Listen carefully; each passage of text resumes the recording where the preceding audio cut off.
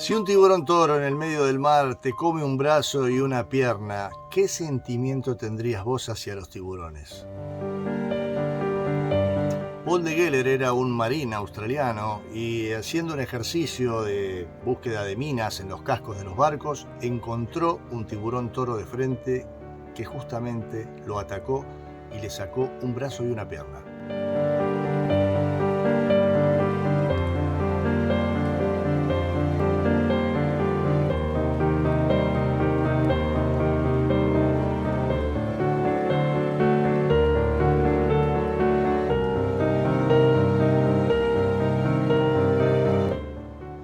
Desde entonces, y con la ayuda de brazo y pierna ortopédicos, recorre el mundo estudiando los tiburones a los que aprendió a amar pese a lo vivido.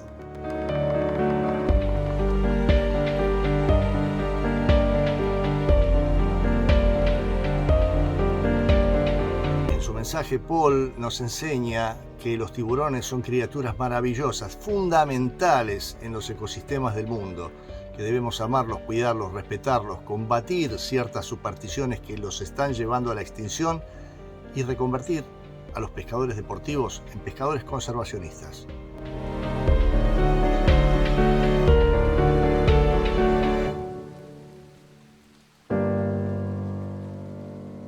Me gustó mucho saber que en Argentina hay un proyecto de conservación y marcado de tiburones, como el que se desarrolla en todo nuestro litoral atlántico. Así que sin más, te invito a ver a Paul de Geller, el responsable de la Semana del Tiburón en Discovery Channel, cuyos capítulos se van a estar estrenando en próximos días. Pero antes, tenemos en adelanto una charla exclusiva con Paul. Well, within what you can tell us, what are we going to see in the Sharks of Paradise this season? This is going to be a great show. We looked into the fact that America was having most of the negative shark interactions in the world. And of those shark interactions, most of them were in Florida. And so we went down there and it was so hot. I just sweated from the moment that I woke up to the moment I went to sleep. But we spent all day out in the boat looking for sharks, looking to try and find out which were the species of sharks that were biting people and why were sharks and humans coming into close proximity together, and also what can we do as humans, because we like to think we're the most intelligent species on the planet, and yet we blame sharks when we get bitten. And so how can we use our intelligence and our tools at our disposal to try and stay safe when we go into the ocean? What are your feelings about sharks? You have been attacked by one and have many problems about yes.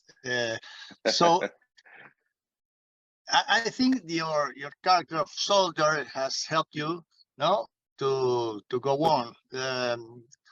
In that order, what the soldier teaches the conservationist you are, and what the conservationist teaches the soldier you are.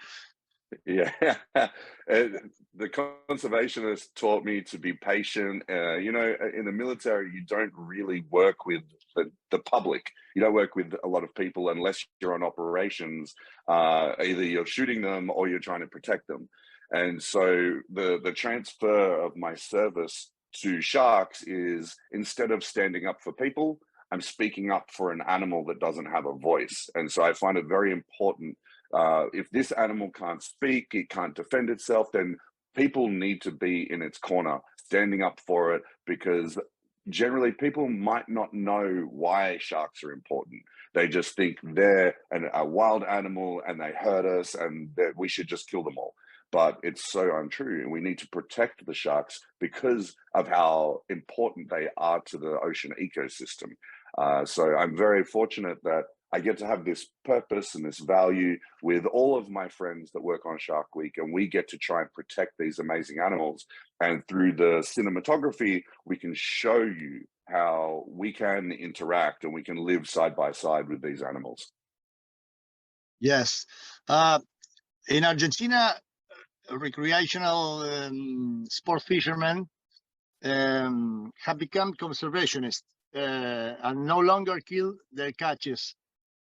Shark catches. Instead, they mark their fins in order to study them their migratory routes before they recapture. Some of them caught in our shores were recaptured in Brazil, granting valuable information to scientists. What do you think of such initiatives? Are there similar examples in Australia or other parts of the world? Yeah, that's so amazing. It's so great that, you know, there's no reason to kill the sharks. Like I said, they're so important to the ocean. They're so, you know, they're so amazing. They're such incredible animals. When you get to swim and dive with them, you know, people fish for them and they pull them in their boat and they're so enamored and they look, oh my God, there's this shark, look at this. And they take photos. But when you get to spend time in the ocean with them, then you really see how amazing they are. But the fact that they're not killing them is so great. You can't eat them because their meat is so toxic. It's got heavy chemicals and heavy metals and stuff in them. They're not good for you. And so the fact that the fishermen are catching them, tagging them, letting them go, that's so good. I'm so happy that they're doing that down in Argentina. That's like swimming from Argentina to Brazil. That's incredible. They go really long ways. They're very migratory. We have sharks, great white sharks that swim from Western Australia all the way across the Indian Ocean to South Africa. It's the longest migratory. Yeah. So they actually named her Nicole. They had this one tracker on this shark and they named her after Nicole Kidman. And so Nicole swims from Australia to South Africa. We've had great whites and swim from Australia to Hawaii. So these sharks are really migratory. And so the fact that Brazil actually has some protected areas as well, you know, my other show, Deadly Sharks of Paradise, is actually based in Brazil. And so it's really good to see that they can swim, not being killed in Argentina, all the way up to Brazil and maybe to this island, Fernando de Noronha, where we worked, and they're still protected. That's really incredible. But superstition and people that think that fins have properties for sexual healing or this is a big problem. They are killed. Big sharks, 1,000-kilo sharks for a little piece of meat, and then they throw the rest of the shark to the water. It's crazy. Yeah, the shark finning it's very big in Asia. That's where the public buys it, but a lot of it is actually happening through the Spanish. And there's a huge market in all the Asian countries for this shark fin. But the thing is, it holds no nutritional value. The scientists have looked into it. They looked into the chemical makeup. It does nothing. It doesn't heal you. It doesn't make you a man. It has no flavor. All it is some I think Chinese government official way back in the day, because it was so hard to get. It's like the old, you know, the tiger penis and the elephant foot and all of that sort of garbage. It's mythological. It doesn't actually do anything. It doesn't taste like anything. It is absolutely pointless to spend your money on it. You'd be better off spending your money on a gym membership. In ecological terms, what will happen to a world without sharks? The problem with removing sharks from the ecosystem is that they're what's called a keystone species. So when you remove a keystone species, the ripple effect down through the food chain is just totally disrupts the whole environment. And so if you take sharks away, then you have all these fish under the sharks that the sharks eat. And so they might be carnivorous fish that eat other fish. If they do not have their populations under control because the sharks are not eating them, population explodes. All of those carnivorous fish, they eat the fish underneath them. And so those fish might be the fish that eat the algae and all the junk off the reef. And so if we don't have those fish to eat the algae off the reef, the algae just keeps growing and growing and growing and suffocates the whole reef. And the reef is the home for all of these fish, for all of these life. And so if that doesn't exist, there's no life in the ocean. And so the ripple effect down through, there's so many other examples. You know, if you take away, say, long time ago, they took away tiger sharks from an ecosystem. Then there was no animals to keep the turtles population under control. The turtles ate all of the grass, and then there was no grass for the manatees and the dugongs to eat. So they starved and died. The fishermen removed sharks from an environment one time. There was nothing to eat the rays, and the rays ate all the scallops. And so the scallops all disappeared. The fishermen had no scallops to catch. They lost their boats, they lost their homes, they lost their jobs, just because they removed sharks. So they're so important in so many factors. Mm-hmm. Can you describe me how was your accident with the shark? Do you make a mistake? Why the shark attacked you? And what are your feelings toward sharks after your encounter with them, and have studied them for so long? For me, honestly, man, it was wrong place, wrong time, wrong day. There was nothing that I was going to be able to do. There had never been a shark attack in that area for 40 or 50 years. I was in Sydney Harbour. I was doing counterterrorism with the Navy as a clearance diver. And I was swimming from point A to point B. That was it. It wasn't even exciting. It wasn't a good day. It was just boring work, pretending to be an attack swimmer, and a bull shark grabbed me by the back of my right leg and my right hand in the same bite, and just started tearing me to pieces and nearly killed me. Fortunately, the military training kept me strong and kept me mentally strong, and so I knew exactly what I needed to do.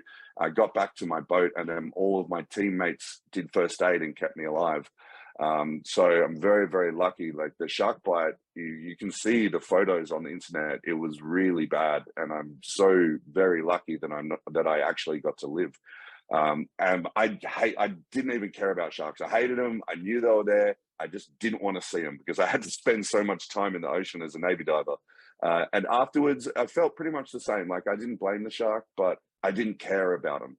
They weren't important to me. What was important was me getting back to work and having a career and not losing everything that I worked so hard for.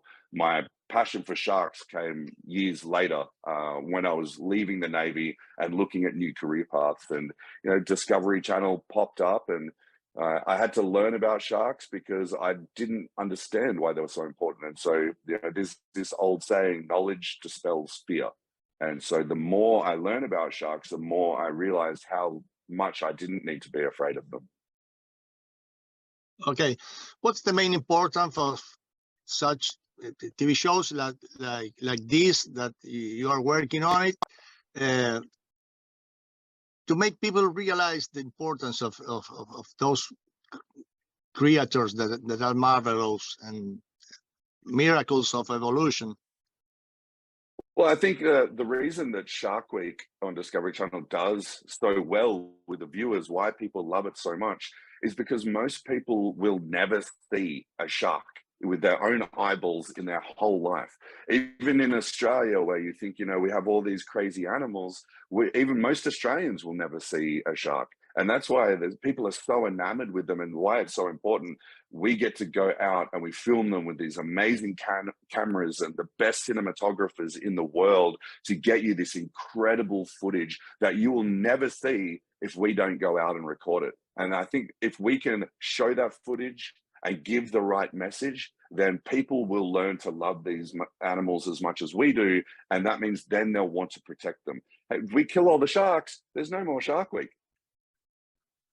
You have the same passion for another species, for another animals or another fishes, or you love sharks?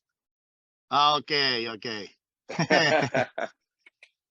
No, I love all animals. I like animals so much. I stopped eating them 7 years ago. I don't eat any animal products because I want to set the example. I want to protect life. It's not just about the sharks. It's about the planet. It's about protecting humans. It's about protecting our way of life.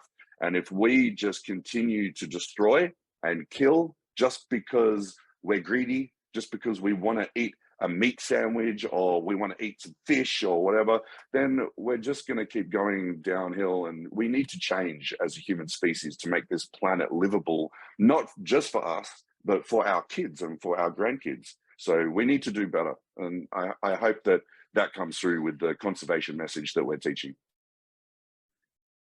Unless you are optimist that human will protect at least sharks, or you read that science go to the opposite way? I think it's going to be human nature. There's always going to be people that want to kill.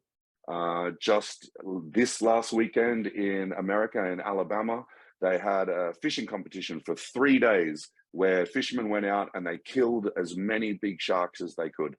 And so there's always going to be, just killing them, just for fun, for competition, we here for in money. Argentina, it is forbidden here. Yeah, you know, shark fishing is legal all around the world. Argentina is a really, really special place if you're not allowed to kill sharks, because there are so few places in the world where the government has stood up and said, no more. We need these animals. It's not right. So Argentina is far ahead in conservation terms for the ocean than America or even Australia.